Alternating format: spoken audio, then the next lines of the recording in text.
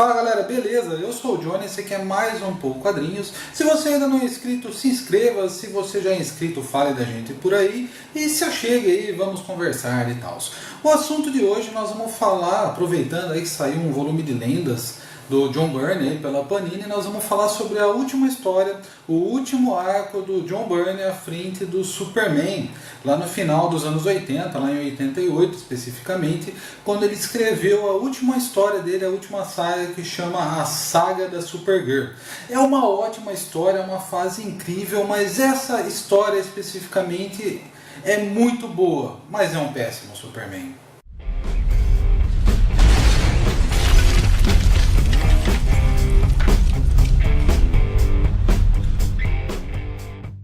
Bom galera, e nós vamos falar hoje então sobre a última história, a última saga do John Byrne à frente do título do Superman, lá em 88, tá? Esse encadernado aqui saiu ano passado pela DC Comics, aí, chama Superman The Man of Steel número 9, e ele conta toda essa passagem aí, contando todas as histórias dessa época do Superman. É papel jornal, tá? A gente reclama bastante, mas é papel jornal, a gente quer todas as nossas edições em LWC ou similar, né? E esse aqui é papel jornal, mas é uma edição bem bacana, ok? Essa história que eu estou falando para vocês, ela é a última saga do Byrne à frente do personagem, à frente do Superman. E só um pouquinho de contexto, o Byrne foi o responsável por uma das melhores reformulações já feitas para um personagem, no caso o Superman, que aconteceu após Crise nas Infinitas Terras. E nesse caso aqui, na reformulação do Byrne, foi definido que não existia mais o Superboy. O Clark, né, o Kal-El, ele assumiu a identidade super-heróica somente como adulto, tá? E aí gerou um problema para a Legião dos Super-Heróis, que tinha sido inspirada no Superboy. Para resolver o problema, inventaram uma história que envolvia uma realidade paralela criada pelo Senhor do Tempo, um universo compacto, na verdade, que tinha somente Krypton e a Terra, onde o Senhor do Tempo fez uma realidade ali, né, que tinha que bater com o que a Legião dos Super-Heróis acreditava ser verdade, tá? Então, tá aí, no final dessa história, o Superboy morre e a Legião dos Super-Heróis volta para o futuro e tal. Depois acontece um monte de coisa lá com a Legião. O Superman volta para o presente dele, e aqui essa história, ela aproveita esse conceito do universo compacto para trazer de volta uma versão da Supermoça que não é kryptoniana. E uma das histórias assim que o Superman, uma ótima história, tá? Ele tomou uma conduta que muita gente não concorda, inclusive eu, ok? Mas vamos lá, é uma ótima história. Seguinte, o Superman, ele tá ali fazendo as coisas dele, e aparece uma supermoça sem memória e falando que ela veio procurar o Superman para ajudar ela. Acontecem algumas coisas, o Superman consegue provar para ele que ele é realmente quem ele quer dizer ser, e eles acabam indo para um universo compacto, esse universo compacto que o Senhor do Tempo criou. E nesse universo compacto, caras, a coisa fedeu mesmo, tá?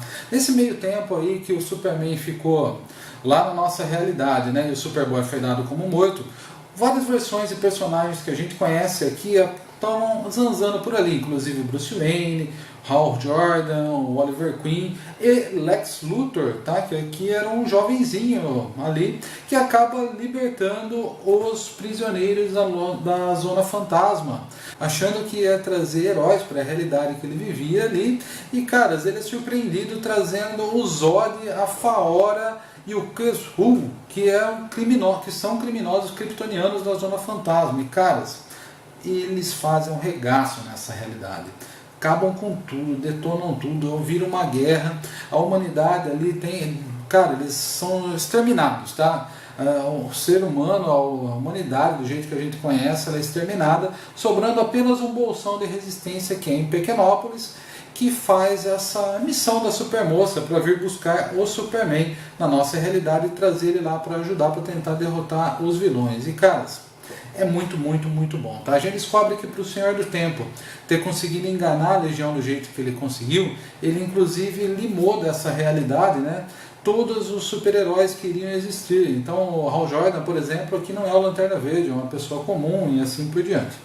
Aqui a gente também tem algumas sacadas muito boas do Byrne, muito boas mesmo, tá? A história é muito visceral, cara, porrada, né? Porradaria.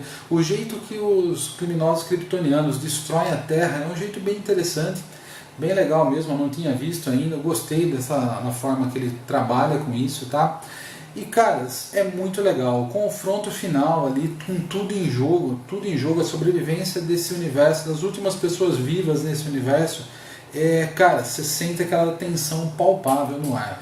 E o confronto final entre o Superman e os criminosos de Krypton, caras, é fantástico. Esses criminosos de Krypton, vale a pena dizer que eles têm um nível de poder pré-crise nas infinitas terras que o Superman tinha. Então eles são muito mais fortes que o Superman nesse momento. E caras, a força deles é cabulosa, e o Superman não ia ter chance.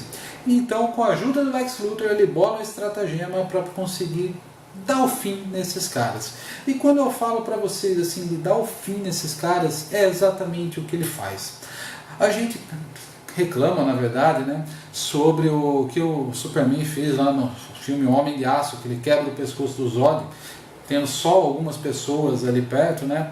Aqui, caras, é muito mais justificado. Esses criminosos kryptonianos, eles tinham destruído um planeta, tinham arregaçado com tudo, e o Superman aqui assume o papel de juiz, júri e executor em uma das cenas mais dramáticas da história do personagem. Cara, história ótima, excelente, foi publicada aqui também no Brasil em Super Powers número 17, vocês estão vendo aí do ladinho a capa, é uma história fenomenal, e eu gostaria muito que a Panini publicasse isso daqui. Mas aí vocês falam pra mim, por que uma ótima história e um péssimo Superman? Cara, porque o desenvolvimento da trama, os desenhos do John Byrne são fantásticos, é tudo muito bem resolvido, a tensão é muito palpável, mas o Superman, na minha concepção, não mata. Então é aí que pecou a história. É uma ótima história, mas um péssimo Superman, tá?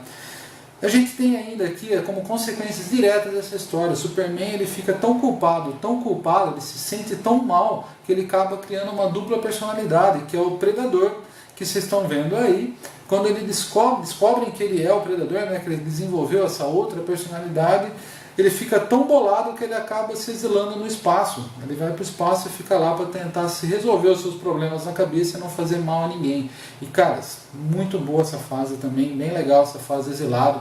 Tem ali ele encontra o Mongu, Draga, mundo bélico, fenomenal mesmo, vale muito a pena ver. Se você não conhece, vai atrás também, que é legal. Mas voltando aqui à nossa história, espero muito que a Panini pegue e agora comece a publicar essa fase do Superman do Byrne como argumentista e desenhista também, porque algumas histórias nessa fase ele é apenas argumentista e é muito, muito, muito bom, tá? Essa fase dele tem vários momentos polêmicos, quando o Superman, por exemplo, e a Grande Barda fazem um sex tape ou não, tá? Você precisa ler para chegar às suas conclusões, e é bem legal. Ele toca ali na Maggie Sayer, ela, cara, nos primeiros momentos que eu vejo algum personagem ter uma opção sexual diferente de hétero numa revista, e é bem legal o jeito que o Byrne trata isso ali na fase dele do Superman. Uma história muito legal, uma fase muito bacana, uma reformulação ótima, e a Panini tá devendo isso pra gente, beleza?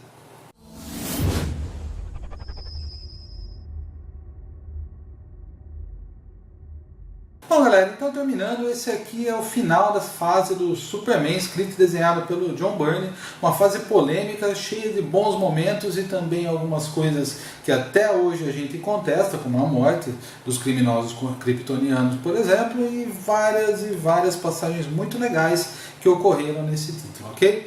Galera, vamos torcer para a Panini publicar isso aí, deixa o seu joinha nesse vídeo aí, ajuda a gente a dar uma compartilhada para ter cada mais gente conversando conosco aí nos comentários, e tamo junto, beleza? Galera, valeu aí e até o próximo post.